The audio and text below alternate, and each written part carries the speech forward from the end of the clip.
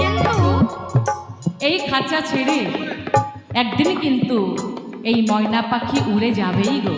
হ্যাঁ, এই খাঁচা যেদিন দিনে দিনে খসে খসে পড়ে যাবে, সেদিন এই প্রাণ পাখি এই খাঁচা পরিত্যাগ করে অন্য খাঁচায় গিয়ে সে আবার জায়গা করে নেবে, তাই না?